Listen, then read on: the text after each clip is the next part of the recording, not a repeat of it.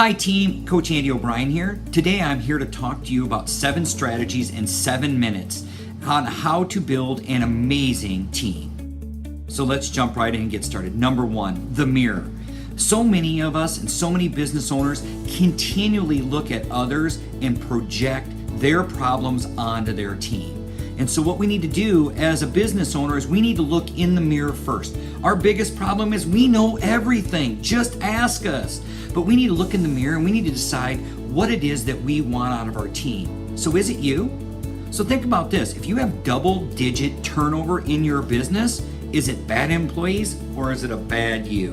And I would have to guess it's probably a bad you. So we need to look in the mirror and we need to decide what is it we want from our team and how we want to build our team. Number 2, hire slow, fire fast. That's a golden rule in most businesses. We need to not hire average people. We need to look for the best candidates and the best people that fit us and our culture within our organization. So many of us have went out and hired so fast. I need a body. I need somebody to do this. I need somebody to do that. And what ends up happening is you hire Bobby's brother, sister's cousin who's a dog walker because they need a job. And then you end up doing all of the work over and over and over again. So hire slow. Number 3, when you get that team and you have them, sit down and do a brainstorming session. That means you have to listen.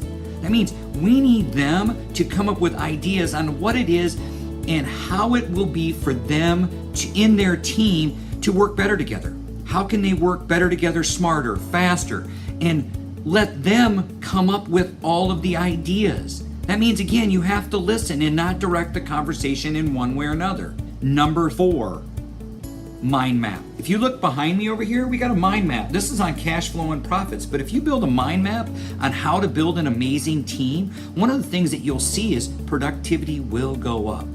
Productivity will move in an upward direction, which gives you a better return on investment, which gets you a better ROI on your employees, and they become happier because they are executing. They are doing the things that they need to do in order for everybody in the organization to win. So if you're building a mind map and they're building it, we have the people because they've already done what you've asked them to do. We have process put into play. And number 3, we have a great, amazing product, which leads you to having a great profit. So build the mind map. Let them build that for themselves. Number 5, define the teams. Define the teams and who's on what team. Because you're going to have different teams. You're going to have different teams in HR. You're going to have different teams in sales. You're going to have different teams in marketing. And part of that definition and defining who's on the teams is, do we need to have people move into a better position to play to their strengths? So many times we put people in positions because that might be what they think they're really good at. We look at it and go, you're not very good at that. I need to move you over here and play to your strengths. So we want to continue to move them and play to their strengths. And that will allow you to delegate to all of your employees. And that means delegating the proper information and allowing them to run with it, not micromanaging them, not telling them that you think this should be done this way, letting them take the reins. And that's a really important tactic right there, is letting them take the reins. It's hard. I tell you, it's really hard. Number 6. Number 6 is when you get this team and you have the team working on all cylinders, I want you to supersize their job. I want you to give them more and more and more so that you can see how they react under pressure and how they will be able to move the ball down the field.